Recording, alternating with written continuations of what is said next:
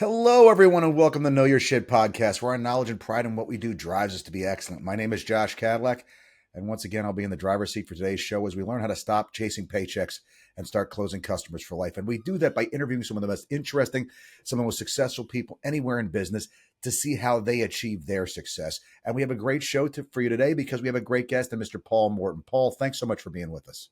Absolute pleasure to be here, Josh. Thank you. Thank you for the invitation. So, Paul, why don't you tell us what it is you do? Sure. I call myself self-styled leadership expert, author, CEO. Basically, I'm a sales guy. So I've been working, building, and leading revenue teams around the world for far too long. And that, together with a background in learning and development, helps me understand exactly just how pathetically bad we are at supporting the most important people in all of our teams, which is our sales managers. So I decided I'd go off and do something about that. Yeah. So what got you started doing that? That seems like an interesting branch to take there. If you give you the full story, and I'm not sure if we've got the whole 3-hour episode here, this isn't a Rogan after all, right? Yeah. So the short, sweet version is I've done and seen this myself many times, and I promoted some phenomenal people into great roles because they were very good sellers. They were very good bag carriers. And they turned out sometimes to be decent people managers and sometimes not. My reason for actually getting off my backside and doing something about it was a conversation I had with my daughter. Man, she's now 13. She turned 13 a few days ago. But she was about 10 at this time. She said, "Dad, can I have a job, please?" Now, she didn't want a job. She certainly didn't want a job. She wanted more money. She wanted pocket money. Now, in the UK, you're allowed, where I am, you're allowed to go out and work at 13. So we can't send you down the pits, or we can't send you up the chimneys anymore. But she could go out and work in a cafe or something like that. And it got me thinking. It got me thinking that in some point in her little future, which isn't that many years away now, she's going to have a boss. And heaven help her if that boss turns out to be as rubbish at the job as I was. I've left a trail of destruction, a trail of victims behind me Yeah. who have suffered through my appalling management ineptitude.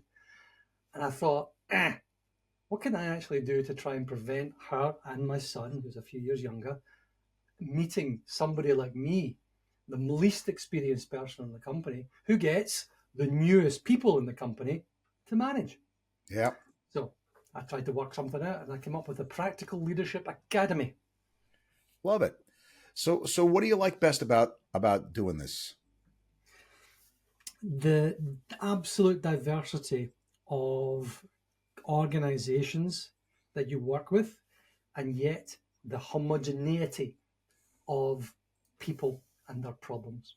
Okay. It's lots and lots and lots of different groups of people I've worked with. In your business, I've worked with people in real estate. I've worked with people in hospitals, in defense, in little bitty startups all over the place. And yet people are people no matter where you go. That is a recurring theme that we have, it seems like. Humans, you can't avoid bumping into them. They're everywhere, darn it. So, It's a thing. So that being the case, where do you think the success came from? I think it came from recognizing the threads. And I think if there's something that I'm particularly good at, it's picking up patterns and recognizing repeating things. Now, I like music. I like language. And those are all about patterns. There's chords and discords. There's accents and dialects. There's all this noise. And then there's harmony. Yeah. And if you can pick up the difference between the two and say, aha, see that there? I've seen that before. And humans are really good at pattern matching. They're really good at saying, oh, I know that. The extension from that is, oh, I know that. And what do I do about it? Yeah. So there's a definition. There's a definition of wisdom that I was working on for a while. And for me, wisdom was experience and knowledge. So you've got some knowledge and you put it into practice. And then reflection. You think about it. You learn something, put it into practice, and then you think about it. But my 10-year-old son came to me and said, "Dad, no, you're wrong." I think, oh, okay, philosopher king. Tell me why I'm wrong then. Now, having come, he spends all his day in school, right? Kids do that. They're wiser than you think. And he said, that's all very well and good, Dad, but see if you don't share it, it's just sitting in your head. So, all right then.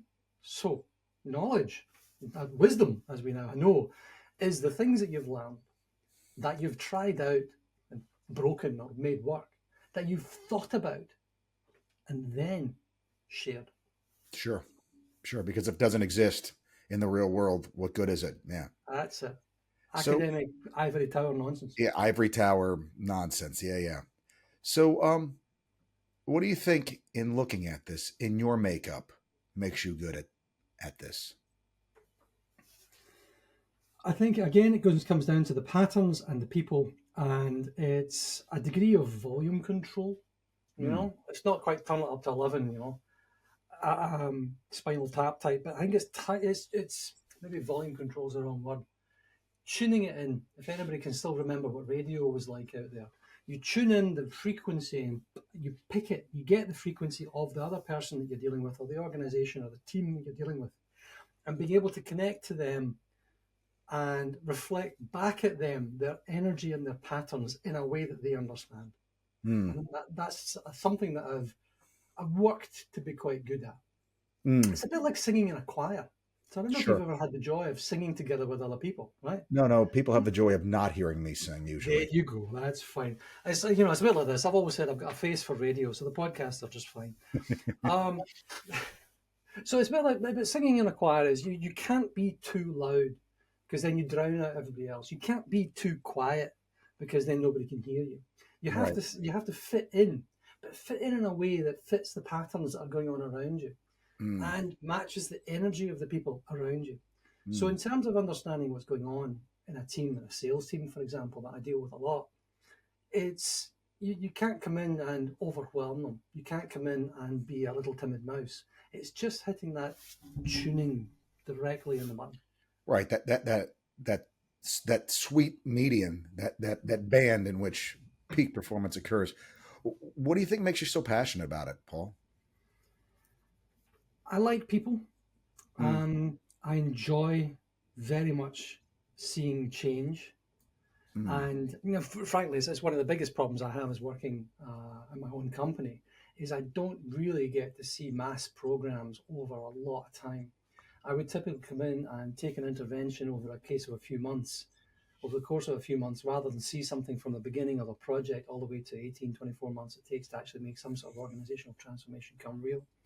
So, but I think my passion comes from enjoying seeing change, enjoying seeing that light bulb moment, that epiphany where somebody says, that's what it means. I get that. So the obvious part with sales is that things don't always work out the way that they're supposed to, right? Everybody's life has those things. Everything is done properly. Everything is supposed to set up the way that it's supposed to go. And then it turns to a big steaming pile of cow poop.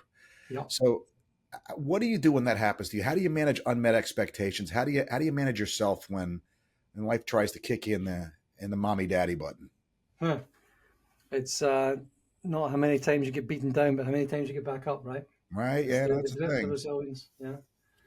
I think the learning of that is unfortunately one of those very frequent human things, I suppose, that you can't genuinely learn from somebody else. The hardest thing is to learn from somebody else's mistakes, right?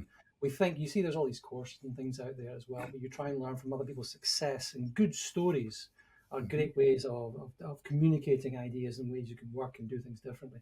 Learning from other people's failures, we think that's how we work, but in reality it's very difficult. I think the challenge in learning grit and resilience, you can learn the technique, you can understand the skills involved, but actually, as we were talking about wisdom there, see if you haven't experienced being kicked in the nuts, how exactly are you going to be able to pull yourself back up again?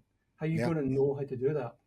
And therefore, I'm afraid you get more resilient the more times you're kicked about, as long as you keep pulling yourself back up.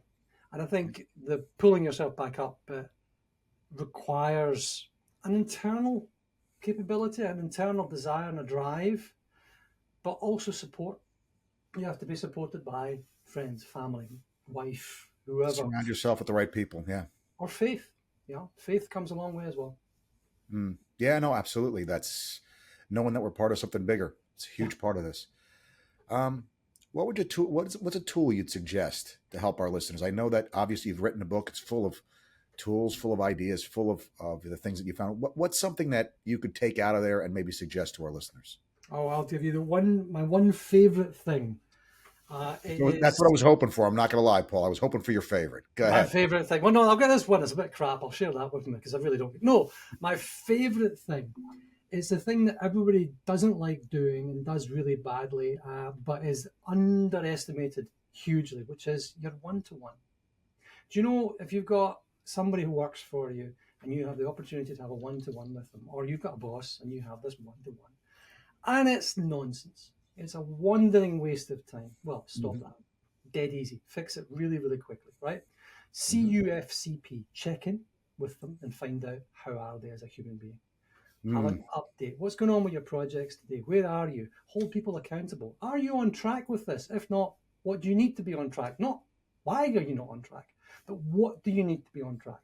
Yeah. How do we get you there? Exactly. If I said, Josh, why aren't you doing this? Well, Mom, I haven't cleaned my room because it was aliens.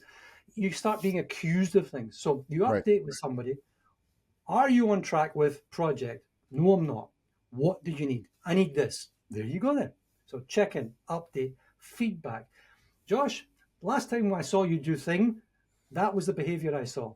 The impact of that behavior was this. Help me understand. Okay, that's me giving you feedback and giving you an opportunity to reflect on it and grow with it. Check in, update, feedback. CUFC is for coaching. Now, you want to coach somebody, the one question you can ask them, dead easy thing to think about is simply to say, what are our options? Somebody comes to you with a problem and says, Josh, I don't know how to do X. Can you tell me? Now, your reaction is to say, yes, of course, you need to do A, B, C, D, and then this. And I never learn. All I've done is just write down what you told me. But if you ask me, oh, okay, Paul, what are our options? Makes me think, makes me own it. And probably I know the answer better than you do anyway, because I'm closer to it. CUFC, and the last one is P for planning. What are we doing next? What are you going to say you're going to do next week? And what am I going to do to help you there? Job done. Right. 5 steps, turn your one-to-one into something glorious and transformational. See if everybody did that, I'd be a job. Gotcha. No, that sounds like great stuff, Paul. And that's all in your book, correct? It's all in the book, and there's a fabulous little freebie on the website you can everybody can have. No emails and nothing. Fantastic, Paul. And so, what's the name of the book again? It's called The Hidden Tradecraft of Elite Managers. The Hidden Tradecraft of Elite Managers. Good By stuff. the Practical Leadership Academy. You can find All it. right. So, Paul, let me ask you this. What do you see as the opportunity in the market today? The opportunity, I think, is human. Okay. With all of the technology and the data and the computational power that's out there, the opportunity is to differentiate yourself by being human. It's by dealing with people as you find them, not as you would like them to be, not through a medium of technology other than as an enabler. There's lots of technology out there that will enable you to do good things and hopefully not to amplify bad things, because that's most of what tech does, right? I can be so much faster. I can be shit so much faster. It's really Absolutely. But to be human, at a human level with other people. Yeah. That's the thing that's missing so much in today's culture is those human interactions. They're just too few of them. Everybody's trying to take and find a way around them rather than to actually live through them and be human together. It's such an important thing. Stop automating stuff that you should be picking up the phone and doing. Make a phone call. That's literally how I built my business. Meet somebody. Oh, I've sent him a text message. Have you sent him an email? I've sent him an email. Have you picked up the phone? I tried to call them. Have you seen them, met them? I've given them a hug. Yeah. Go see them. People are lonely. People are sad. People need that human interaction more than they ever have. It's Totally. crazy. So what do you think is the most important thing you've learned in the process of doing what you've done? Your journey. One thing in my journey. I think that marrying well was the best thing I could possibly have done. Well, there you go. There's nothing wrong with that. Yeah, that makes sense. I mean, the person that you're going to do life with makes a big difference. So So, what would you say? And this segment here is kind of to get people to maybe understand you a little bit better as a person. Just kind of see what matters to you. What would you say you're most proud of in business that you've accomplished? proud of in business. I think it has to be the creation of my last leadership team. I built a wonderful team. I inherited a mishmash of these businesses, 8 different businesses all over the place, different leaders, some different situations.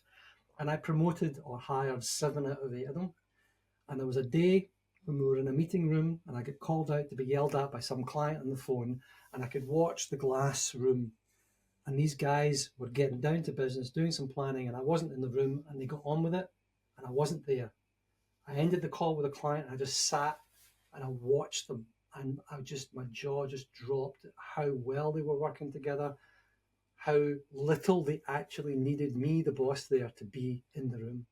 Hmm. That, I think, is my proudest moment. Is pulling a disparate group of wonderful, crazy people together and letting them get on with it. Yeah, yeah. Stepping back and watching them do. Yeah. That's good stuff. Similar question, but a little bit broader and a little more personal, actually. What are you most proud of in life that you've accomplished? Oh, well, I think the obvious ones are, it's got to be children and family and all that sort of good stuff. I think it has to do with not them per se, because that's too easy, but I think it's their approach to things. Hmm. I think it's that my wife and I try to model behaviors that we want them to have. You know, there's the memes out there. You want to be the man that your daughter wants to marry. You want to be the man that your son aspires to become, that sort of thing. We try our best to model the behaviors that we want our kids to embody. And that, in its turn, because it's aspirational, it's not a job done, is is something that helps us, me as an individual, to grow. Because you're thinking, oh, that was rubbish. What I did there was really bad. What I did here, or how I behaved, how I showed up, wasn't good enough. It's not what I thought, what I said, it's what I did, right? We are what we repeatedly do.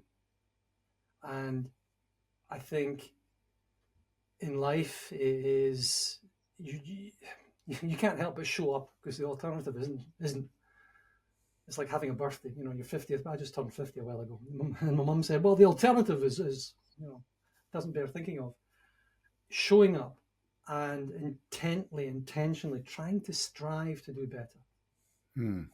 Yeah. For the sake of. I get it. That's good stuff. So, what one book would you recommend? There are 2 things that I give away most. One is the Gospel of Matthew. If you haven't Hmm. read it, I don't care if your particular leanings or predilections for faith or religion. Have a look. Nobody bloody reads it. Nobody's read it. Go Yep, read the Gospel of Matthew. It's brilliant. He was an absolutely. amazing kid. Sermon on the Mount is in there. That's the whole thing. It's all in there. Sermon on the Mount. Absolutely. Gospel of Matthew.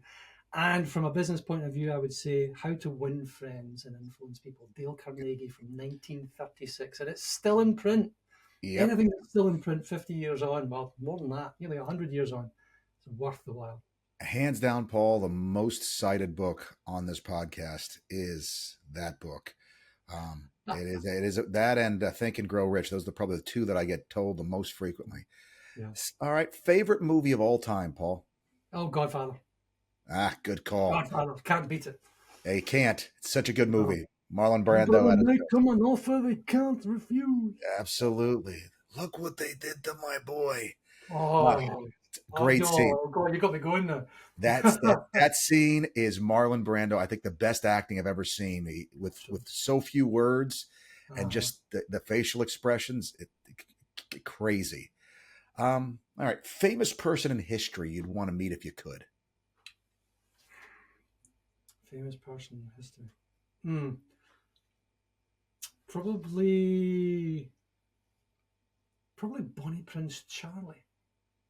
All right. Bonnie Prince Charlie, 1745 trying to lead the Jacobite rebellion, coming across the sea from Skye in a boat. Mm. Yes, that could be quite nice. I like my Scottish history. My All right. Scotsman. You may have, the accent might be giving it away, but yes. Never would have guessed. No, it's all good, man. It sounds great. Similar question, but way more personal. What person from your past would you want to sit down with and have lunch with today if you could? Oh, my past. Gosh. I had a phenomenal teacher, lecturer at university, a chap called Arne Kruse. He had the biggest forearms of any human I've ever met. My God, just massive forearms. Big Viking guy. He Mm. taught me Norwegian language at university. And he was Mm. just one of the most inspirational men I've ever had the pleasure of spending time with. And you don't know it at the time. That's why I'd love to sit down with him. Because Yeah. I just didn't appreciate it. Yeah. That not appreciating things when they happen is such a recurring theme that people have in life as far as regrets go. It's amazing. I wouldn't say it's a regret. I don't like regrets. I don't like Sure. regrets. Because if you can fix it, fix it. If you can't Absolutely. fix it, live with it. Yeah. And let that guide you going forward to not make the same kind of mistakes going forward. Yeah, Sure you absolutely. are. Um, one piece of advice you'd go back and give a younger version of yourself. Mm. Again, on the theme of no regrets, so I would say don't change a damn thing because I'm really very happy to where I am. Yeah, Do the work. yeah, On the theme of your idea of having to know your shit, do the work. Get yeah, into the basics. The basics are magical. People spend far too much time on the fancy, shiny stuff. Oh, this could give me that 2%. 2% sunshine. You don't know the 80%. Do that yeah. first. Get the main stuff. Let the peripherals. The peripherals we can deal with later. No, I Totally. totally agree. Um, who would you want to be stuck in a foxhole with taking fight? If you had, who would you trust to have your back in a foxhole? Oh, it'd probably be one of my very good friends. It'd be a chap called James. Hmm. Very good friend of mine. He's yeah. He'd he'd not only invent his way out of it because he got me into cars. Actually, he got me into classic cars. I mean, Hmm. the man can he does all sorts of wonderful stuff. All sorts of wonderful bits of tech. He's a welder. He's a bike mechanic. He's a project manager. Yeah. Incredible guy. Renaissance man. MacGyver. He's Yeah. MacGyver. All He is right. Good MacGyver. stuff. That's what you want. What do you do to unwind, Paul? I play piano. I cook and eat, and I go to the gym. I, Good I, stuff. I focus on the gym. I focus on my health because this is what I teach other people, and it's your spiritual, mental, and physical health. And if you get that as a foundation right, then you can build things on it. Then you can do things for other people. You want to help Mm. your family. You want to work with other people. You want to give of yourself. Give money. Elon Musk's words most recently: "Give more than you take." Mm. Right? That's if we everybody gave more than we took, it'd be a wonderful best place in the world, wouldn't it? Yeah. If you want to give more than you take, you have to have the foundations in place. So I relax by getting a bit sweaty, or enjoying myself, playing my piano, bit of prayer now and then, whatever. Nice. Good stuff. Um, what's next for you, Paul? What's the next project? What's the next thing that you got going? Well, I'm coming out with my shiny book, which should hopefully be at the end of the month, and I'm trying to use that to basically show people how clever I am. It's the same with these podcasts. I run a podcast as well. It's a practical leadership podcast. And just by sitting next to having fabulous conversations with clever people, I try and say, look, they think I'm smart enough. You must also want to work with There me. you go. Absolutely. A That's little it. social proof. Social proof. So books coming out. I've got some interesting projects on the way. But mostly, I'm trying not to do too much so I can continue to enjoy the few years I have left with my kids before they bugger off and leave home. Yeah. Yeah. So That keep the balance. Keep the balance. that has a shelf life on it, sadly. And Very yeah. much. Very much. All right. Last question I have for you, Paul. Where can people find you? They can find me at the Practical Leadership Academy. So you Google that and you'll find me. So practical-leadership.academy or on LinkedIn. I'm all over LinkedIn. Okay. Good stuff. Well, Paul, thank you so much for your time, for coming on here, and for sharing some really great stuff, man. I really enjoyed this. This was some great tips, some great advice. Absolute pleasure, George. Thanks for having me. And I want to thank our listeners, as I always do. Thanks for spending your time with us, for hanging out. And as I always try to remind you, there's never a good excuse not to know your shit. Till next time.